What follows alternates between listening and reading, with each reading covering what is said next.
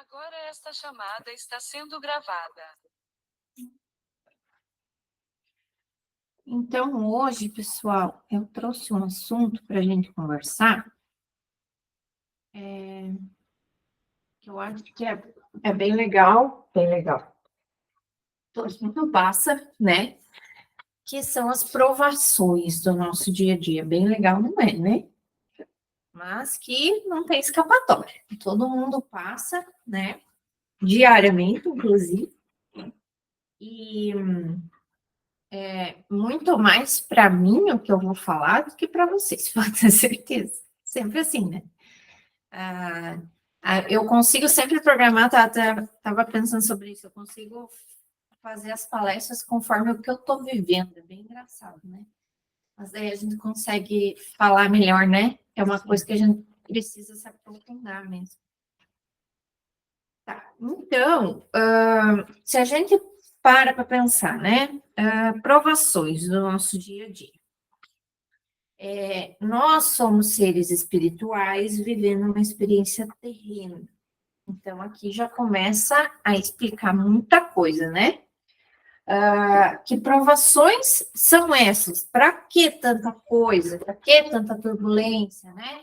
Quando eu falo provações, são de tudo quanto é nível e grau que eu me refiro, né? Desde o básicozinho de um probleminha do dia a dia, que você sai e na chuva, sem guarda-chuva, se molha tudo, chega no trabalho encharcado, já começa tudo irritado o dia, né?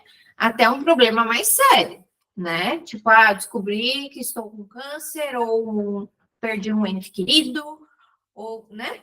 Então, vários níveis de provação que a gente vai conversar aqui, tá? Então, quando a gente fala, somos seres espirituais vivendo uma experiência terrena, aqui na Terra, estamos encarnados num planeta de provas e expiações, que a gente estuda aqui no Espiritismo, né?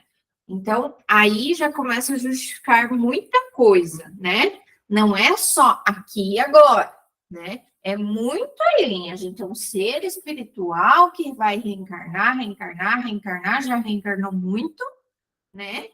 E que o processo de evoluir é através do quê? Das provações, né? Então, a gente está encarnado para evoluir. E são através dessas provações que a gente vai sendo instigado, vamos dizer assim, a evoluir, né? Se não pelo amor, pela dor, como a gente também fala dentro do Espiritismo, né? É muito mais fácil que fosse pelo amor, sim, mas infelizmente a grande maioria não é só pelo amor, é pela dor, né? Então, aqui para a gente entender um pouquinho, para introduzir esse assunto, porque às vezes eu trago esse assunto à tona também, porque às vezes assim, ó, a gente vai cansando, né? Eu não sei vocês, mas assim, é tanto problema, tanto problema, tanto problema, tanto problema. Não, vou resolver. Não, esse aqui tá, beleza, fui. Esse aqui também vou resolver, você vai se saturando. Né? E você pensa, meu Deus, não termina nunca? O que é isso? Né? Não quero mais brincar. E, infelizmente, não é tão simples assim, só não brincar mais, né? Então, vamos entender um pouco mais dessas provações para a gente ter essa compreensão. Aqui eu trouxe um trechinho bem curto do livro Justiça Divina, eu nunca li, mas eu encontrei o trecho que eu queria falar sobre a vida ser escola e hospital. Vamos entender isso. Esse livro é do Chico, né? Psicografado pelo Emmanuel. Então, no capítulo 7, Doença da Alma, ele cita o seguinte: as enfermidades do espírito atormentam as forças da criatura em processos de corrosão inacessíveis à diagnose terrestre.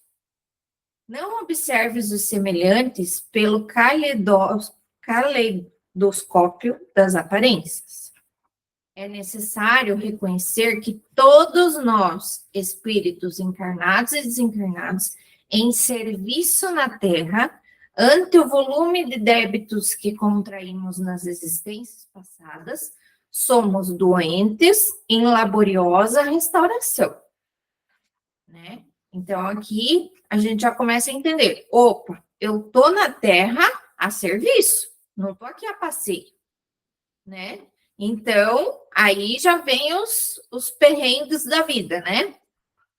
O mundo não é apenas a escola, mas também o hospital, em que sanamos desequilíbrios residivantes nas reencarnações regenerativas, através do sofrimento e do suor, a funcionarem por medicação compulsória. Ou seja, isso que a gente chama de problema do dia a dia, de desafio, do que for, é uma forma de medicação para a nossa própria cura, né? Todos somos enfermos pedindo alta. Compadeçamos-nos uns dos outros, a fim de que saibamos auxiliar. Até aqui entra também, né? Não sou só eu, o meu próximo também, né? Então, quando a gente julga, a gente costuma não lembrar desse detalhe, né? Que ele também está nesse processo de aprendizado. Então, quando o Espiritismo traz essa questão que aqui, encarnado, a gente está numa escola, alguns estão, vamos dizer, como se fosse uma escola, e outros como se fosse um hospital. Por quê? Porque na escola, gente, é só nós analisarmos. As crianças da evangelização que participam, que hoje está aqui representando hoje, sabem como é que funciona, e vocês vão lembrar também. A gente está ali para aprender. E cada vez o grau vai dificultando, né? Muitas vezes faltou isso aqui, ó, para dar certo. Ai, não passei. Tudo bem, repete, né? Vai ter que voltar, vai ter que fazer, não tem como pular. Não tem como dar saltos na escola, né? E na vida também não tem, tá? Mas graças a Deus, literalmente, existe o professor, que é ele, que não desiste de nós, né? Então, ele está sempre ali. Aconteça o que acontecer, você errou, você vai fazer de novo, ele está sempre ali, dando o apoio necessário, né? Então, aqui, agora, nós vamos entrar no Livro dos Espíritos, ler algumas questõezinhas bem rápido, para entender um pouco mais de como que se dá a definição dessas provações, né? Tá, ok, entendi que eu tenho que passar por algumas provações, mas que nem esses dias uma pessoa veio conversar comigo, que ela está começando a conhecer a doutrina espírita, ela me disse, tá, mas fui eu que escolhi essas coisas que eu estou passando? Ele foi. Mas por que eu peguei tão pesado? Né? Então, assim, a gente com a mentalidade de encarnado, material, para nós é, meu Deus, que doideira que foi escolher tudo isso. Mas quando a gente está lá, a visão é totalmente diferente. É a visão correta, entre aspas, a visão sem venda, vamos dizer assim, é de outra, né? Ó, então, vou ler algumas perguntinhas aqui, que é bem interessante, para a gente estar entendendo melhor que tipo de aprovação, como é que escolhe, como é que faz. No Livro dos Espíritos, no capítulo 6, eu sempre trago o Livro dos Espíritos nas palestras, porque eu acho que ele explica tudo, sempre qualquer tema que precisa, que surja dúvida do Espiritismo, dificilmente tu não encontra no Livro dos Espíritos. No item escolha das provas.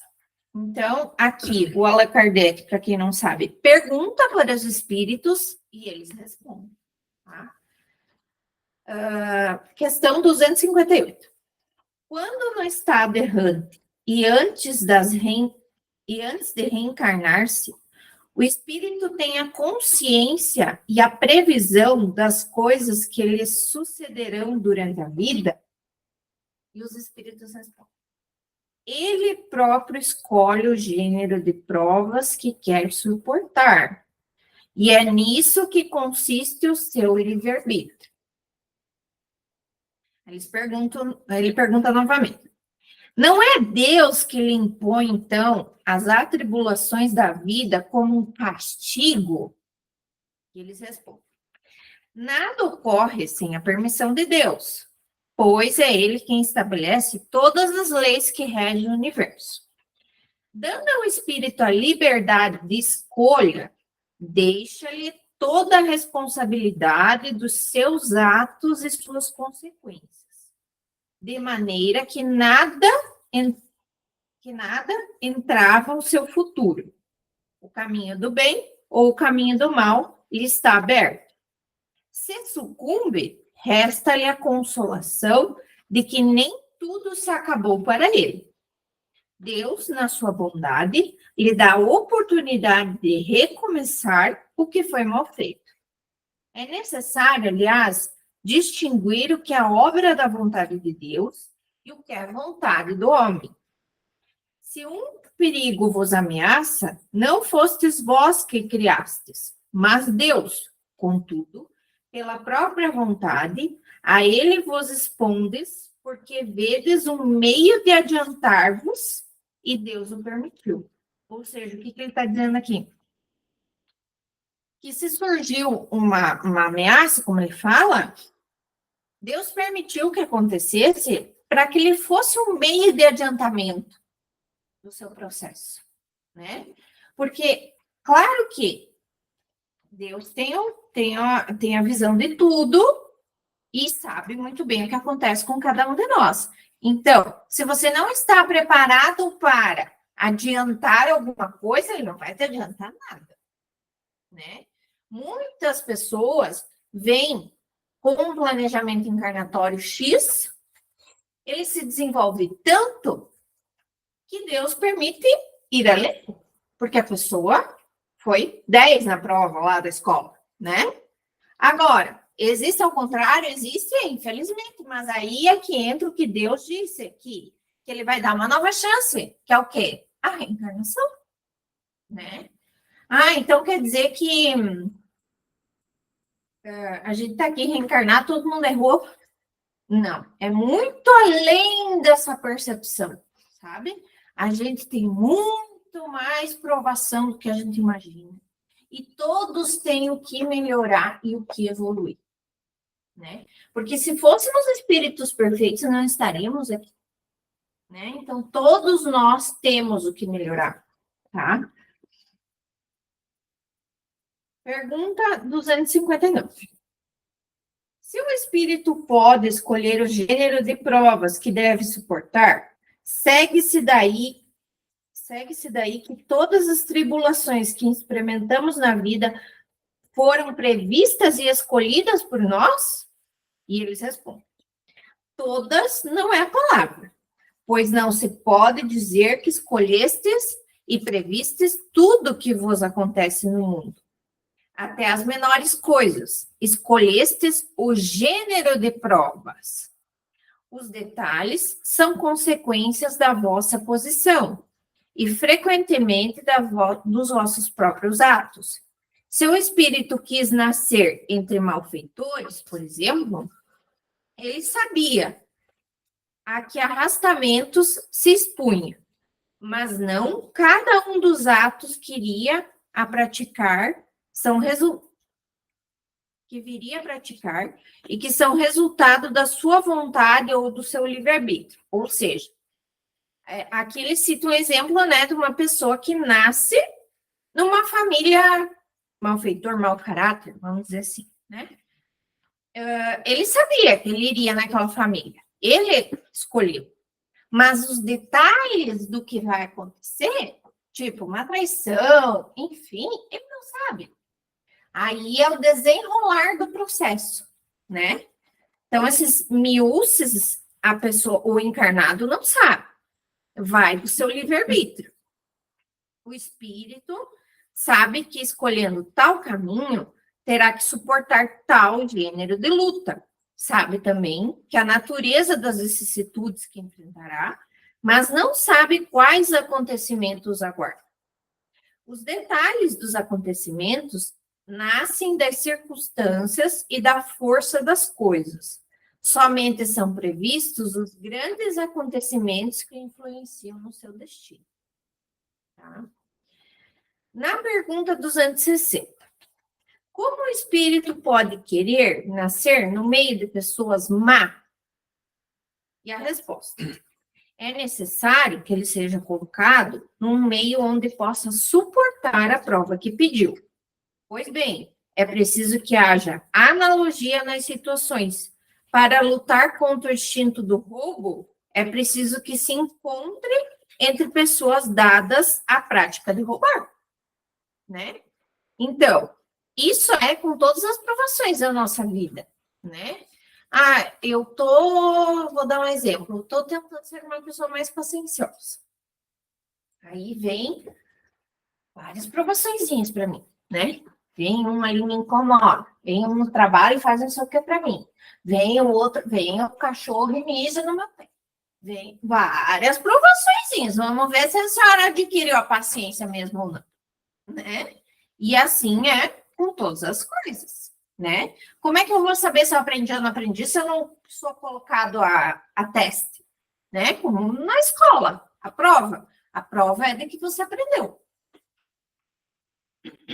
Pergunta 262. Como pode o espírito, que em sua origem é simples, ignorante, sem experiência, escolher uma existência com conhecimento de causa e ser responsável por essa escolha? Resposta: Deus supre a sua inexperiência, traçando-lhe o caminho que deve seguir, como faz para uma criança desde o berço. À medida que seu livre-arbítrio se desenvolve, ele o deixa pouco a pouco livre para escolher. É então que frequentemente se extravia tomando o mau caminho. Se não escuta o conselho dos bons espíritos, é o que podemos chamar de queda do homem. Então, aqui ele fala, né, que Deus dá todos os caminhos para que você siga fazendo as suas provações. Mas muitas vezes a gente se perde, se extravia, né? Só que os bons conselhos são constantes, as intuições, né, dos bons espíritos. Mas será que a gente ouve, né? Será que a gente não se fecha para não ouvir esse tipo de coisa quando a gente está muito perturbado, muito nervoso, muito alterado, né? Na pergunta 264. O que dirige o espírito nas escolhas das provas que quer suportar? Resposta: ele escolhe as que podem ser para ele uma expiação segundo a natureza das suas faltas e o que faça avançar mais rapidamente. Alguns se impõem uma vida de misérias e privações para tentar suportá-la com coragem. Outros querem se experimentar nas tentações da fortuna e do poder, bem mais perigosas pelo abuso e pelo mau uso que elas podem fazer, e pelas más paixões que desenvolvem. Outros, enfim, querem experimentá-la pela luta que devem sustentar ao contato do vício. Então, você veja que é colocado à prova exatamente onde temos a ferida, né? Por que muitas vezes a gente vê casos de pessoa trabalha tanto, não consegue prosperar na vida, não vai, não vinga, né? Mas Deus também quer essa provação, né? E tá tudo certo, tá dentro do controle, né? Pra gente parece uma coisa, nossa, tá tudo errado. Não, tá dentro do que você assumiu vir fazer no planejamento, né? Planejamento reencarnatório. Beleza. Aí, então tá, entendemos essas provações, mas voltamos ao problema que não é fácil, né? Estamos aqui encarnada, entendo essas coisas, mas não é bem assim, não é tão simples a coisa, né? O que a gente pode fazer, então, com essa informação toda, né? Para conseguir passar por essas provações de forma mais leve, vamos dizer assim, né? Sem sucumbir. Primeira coisa, parece muito óbvio, mas é ter calma, né? Quantas vezes, gente, nós passamos por momentos turbulentos que a gente pensa assim, não vou sobreviver, não vai dar certo. agora não vai sofrer, né? E passa, tudo passa, né? Então, é a questão da calma que eu me refiro, né? Que aquilo vai passar e vai se resolver, né? E a gente entender que não é no nosso tempo, né? É no tempo de Deus. Há tempo para plantar, há tempo para colher. A natureza é o maior exemplo disso, né? Se a gente olhar a borboleta, né? Ela era uma lagarta e na hora certa ela foi saindo do casulo e virou borboleta, mas não foi da noite para o dia. É um processo, né? E eu estava estudando sobre isso e uma palestrante que eu estava ouvindo, ela falou assim que a mãe dela é psicóloga, e um dia ela estava se lamentando que a mãe dela, ai, mãe, dá tudo errado, é tanto problema, faço, não dá certo. Aí a mãe dela respondeu assim, minha filha, mas viver tem dessas coisas, porque senão é igual a morte, né? Então, é bem verdade, né? Não adianta a gente achar que a gente vai passar por essa existência sem que nada aconteça. É ilusão, né? Eu vou sair enfrentar um problema, um desafio na minha vida que é difícil. Ai, pronto, consegui, passou. Vai vir outro. Não adianta a gente achar que não, né? Só que então, qual que é o segredo? O segredo é aprender a nadar com a maré e não contra, né? Porque se a gente nada contra, é muita força. Claro que eu estou fazendo uma analogia aqui, mas é a mesma coisa na prática. Se a gente aprende a nadar com a maré, então tá bom. Então, o problema está difícil, então vamos indo, vamos enfrentando. Eu vou fazendo o que eu posso, o resto eu vou entregando a Deus, eu vou orando, eu vou entregando, né? Eu vou entendendo como que aquela maré está andando e vou levando, né?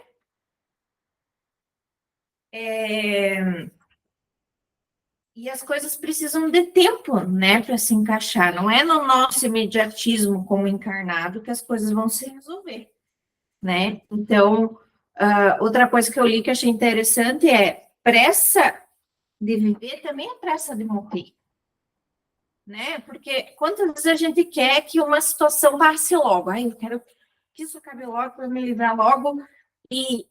Mas amanhã vai vir outra e vai vir outra, e se a gente passar uma existência assim, eu quero que passe logo, termine logo, daqui a pouco a gente termina essa existência, né?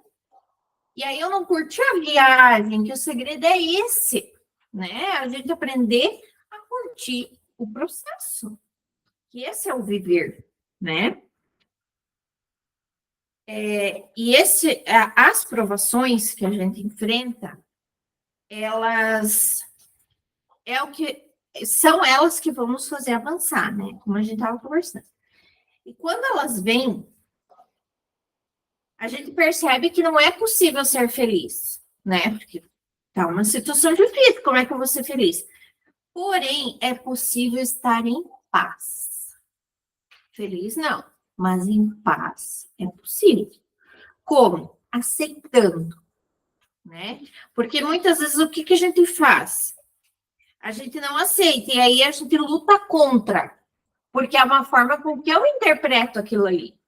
Isso aqui não é bom para mim. E eu começo a lutar contra, e começo a reclamar, e começo a não querer enfrentar, e começo a culpar os terceiros. Porque é culpa do meu marido, que é culpa do fulano, que é culpa do pedreiro que a casa não anda, né?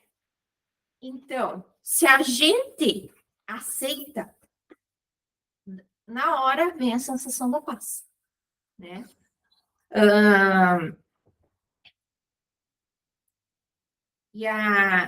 E quando a gente enxerga isso, a gente se sente mais no presente. Porque se eu fico muito, muito, muito preocupada com o que vai acontecer, eu tô lá no futuro. Não vai dar certo. Porque não sei o quê. Ou então com o que passou. Eu devia ter feito diferente. Porque não. E o presente? Você não está vivendo, né? Você está revivendo o que aconteceu lá atrás. E o agora está existindo, mas você não está vivendo, né? E aí eu deixo essa pergunta para nós pensarmos juntos. Você consegue suportar o que eu agora ofereço para você? Né? Quando eu li essa pergunta e me fiz, a minha resposta imediata foi não, né? Porque muita coisa eu tô relutante, eu tô reclamando, eu tô achando que tá ruim, né? E aí, caso não, nós estamos criando nossa própria resistência, ou seja, criando um sofrimento, né? Porque o sofrimento é uma não aceitação de alguma coisa. Então, se a gente não aceita o que já aconteceu, isso é totalmente em vão. Já aconteceu. Como é que eu não vou aceitar? Aconteceu. Foi, né? Ou está acontecendo. Eu não posso fazer nada para mudar. Não está no meu controle, né? E a gente perde muita energia tentando fazer isso, sabe? É um desgaste muito grande quando a gente luta contra, tá? Eu vou ler um trechinho, ó. Então, do que a gente estava conversando aqui, então, o resumo é: quando eu não posso mudar a situação, estou sendo convidada a mudar a maneira como eu enxergo a situação, né? Então, são totalmente pontos de vistas. Talvez o que eu estou passando na minha vida, para Keila, ela vai dizer, nossa, mas que besteira, porque para ela não é relevante, porque a aprovação é minha, toque em mim, eu que preciso aprender, né? Em compensação, o que ela está passando, eu vou dizer, nossa, mas eu enfrentaria no meu povo, né? Por isso que não dá para a gente julgar o que o outro passa, a dor do outro, a aprovação do outro, né? Eu vou ler um trechinho aqui desse livro, que é muito bom, que fala exatamente isso que a gente está passando, que a gente está conversando aqui. Que ajuda muito também a enfrentar, a enxergar essas provações de uma outra maneira, tá? Esse aqui é o Poder do Agora, se alguém já leu, é muito bom. Ele não é uma continuidade, ele é trechos, né? Então é bem bacana.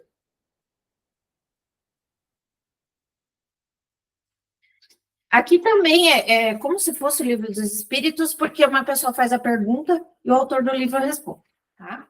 O título é Transformando o Sofrimento em Paz.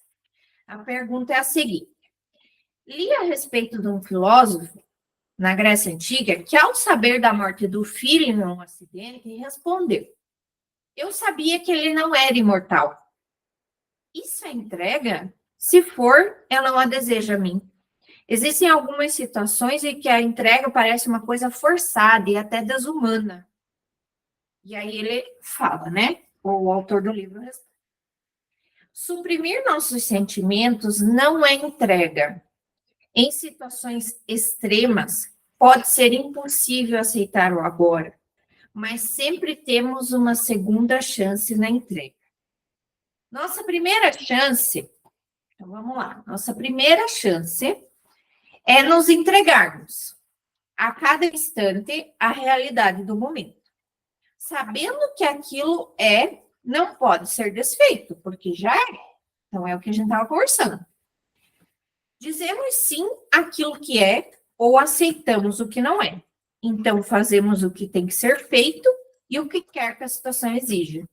Se nos submetemos a esse estado de aceitação, deixamos de criar negatividade, sofrimento e infelicidade. Passamos a viver em um estado de não resistência, um estado de graça, de luz, livre de disputas. Sempre que você for incapaz de realizar isso, então beleza. Então, assim, aceita. Ok, aceita. Mas e se eu não conseguir aceitar? Né? Então, vamos ver a outra situação.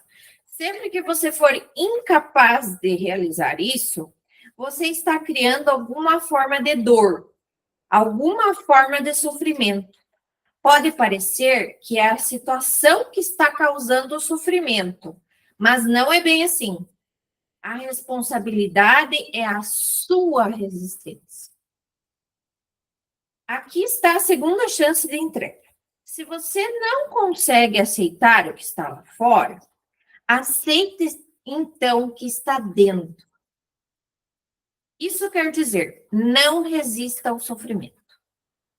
Permita que ela esteja ali. Entregue-se ao pesar, ao desespero, ao medo, à solidão, ou qualquer forma que o sofrimento assuma. Abrace o sofrimento. Veja, então, como o milagre da entrega transforma o sofrimento profundo em paz profunda. Então, o que ele diz aqui? Se você não consegue aceitar a situação externa que está acontecendo, você tem uma segunda chance. Aceita o sentimento que você está dentro de ti, né? Porque tudo que está acontecendo vai te gerar algum desconforto, algum sentimento, né? Então, o que a gente faz sempre? Ai, não é nada, tô bem. Não, isso aí já passou, vou fazer outra coisa, vou trabalhar para me distrair. Mas aquilo não passou. Uma hora vai vir à tona, né?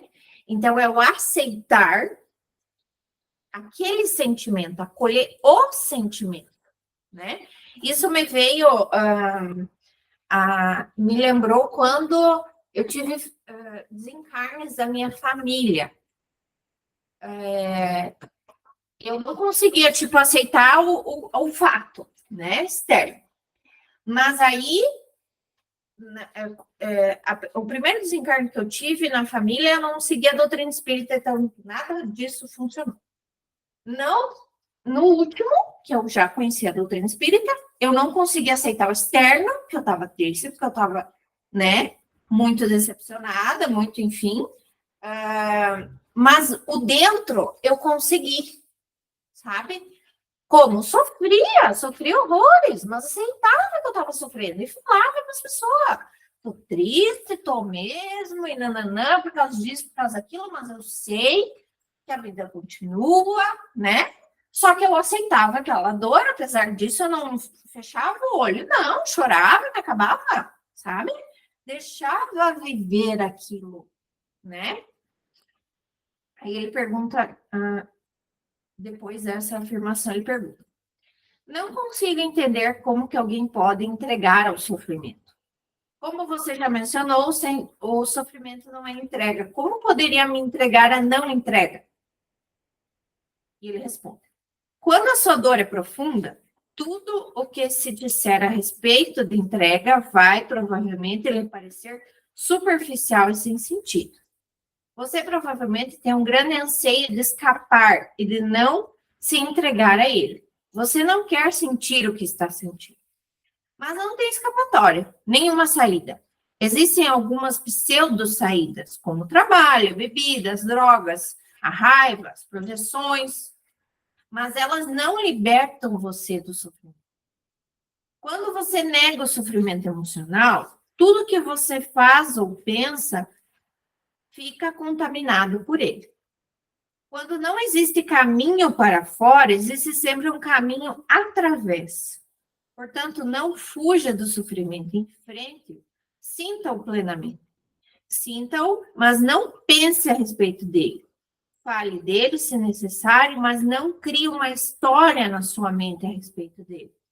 Dê toda atenção ao sofrimento, não à pessoa, ao acontecimento que pode tê-lo provocado. Não permita que a mente use o sofrimento para criar uma identidade de vítima para você em função dele.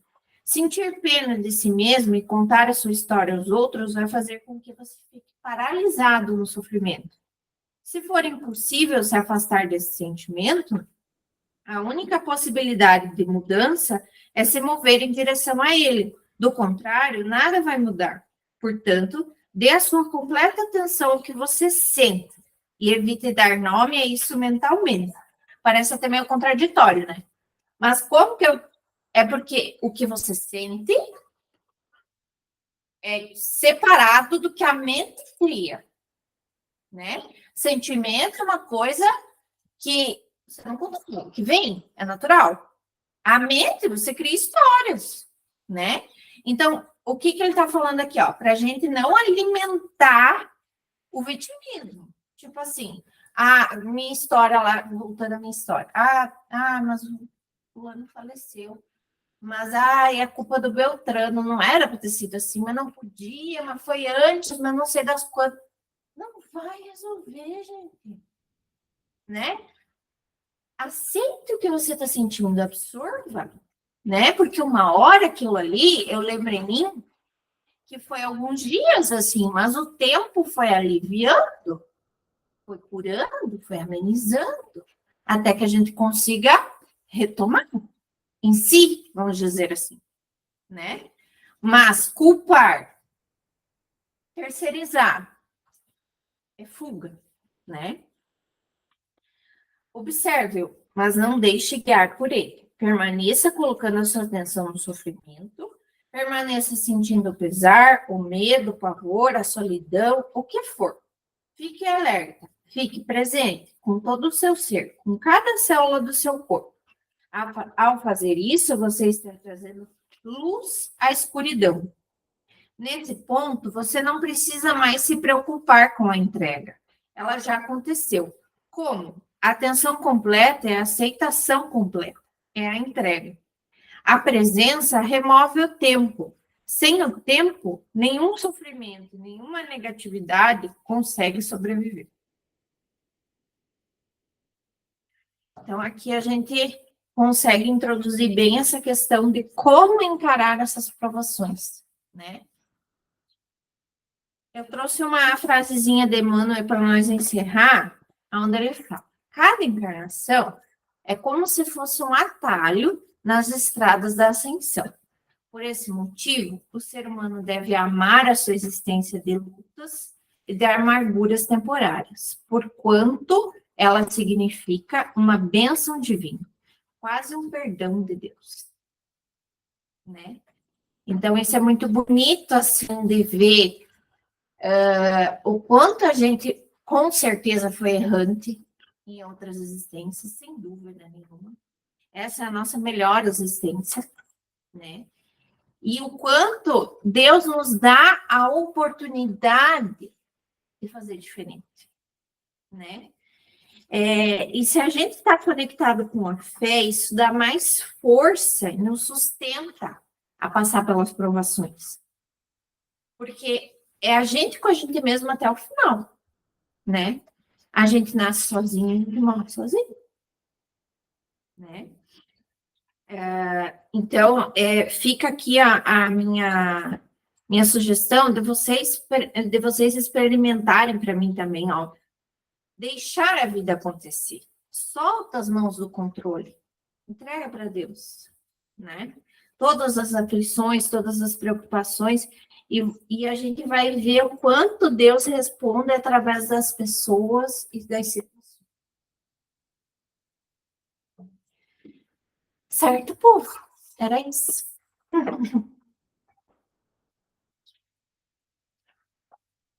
Eu vou fazer a oração inicial? Não, foi não. E aí nós já vamos começar os atendimentos, tá? Então, agradecemos a Deus, nosso Pai, por estarmos aqui reunidos, pela oportunidade de aprendermos essa noite, pela oportunidade dessa reencarnação, pelas provações, agradecemos pela chance de aprendermos, que possamos ter força para fazer diferente, possamos ter força para entender, para aceitar a cada provação, desde a mais pequenininha até as maiores. Com a oração da Ave Maria, encerramos essa primeira parte. Ave Maria, cheia de graça, o Senhor é convosco. Bendita sois vós entre as mulheres, e bendito é o fruto do vosso ventre, Jesus. Santa Maria, Mãe de Jesus, rogai por nós, pecadores, agora e na hora de nossos encargos. Que assim seja.